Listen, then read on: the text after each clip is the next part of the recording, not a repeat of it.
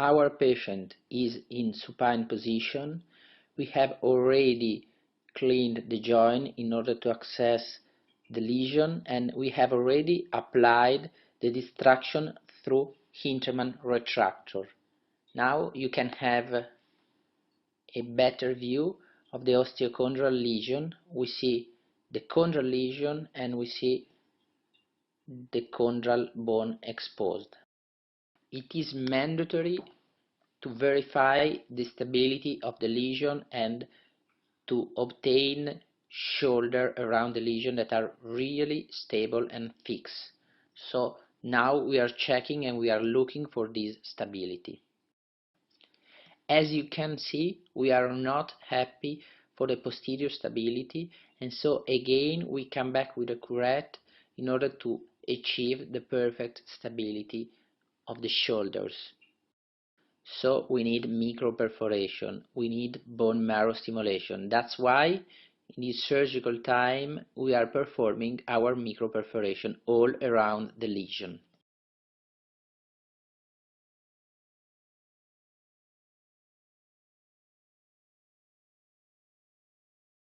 Microperforation is our last surgical time with water.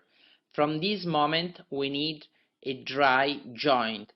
That's why we use an appropriate suction and we use sponge to clean the joint from water.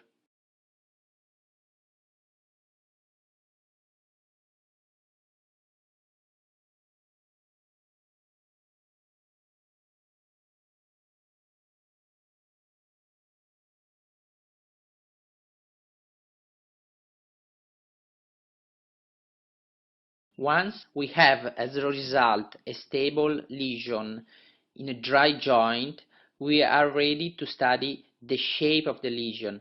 Usually we use an aluminium template to get the right dimension, and once we have it, we are ready to implant the final membrane, as we can see in this movie. So here we are implanting the final AMIC Condro-Gide membrane in the joint. As you can see by this imaging, we use a shoulder cannula in order to introduce both the aluminium template and the final membrane.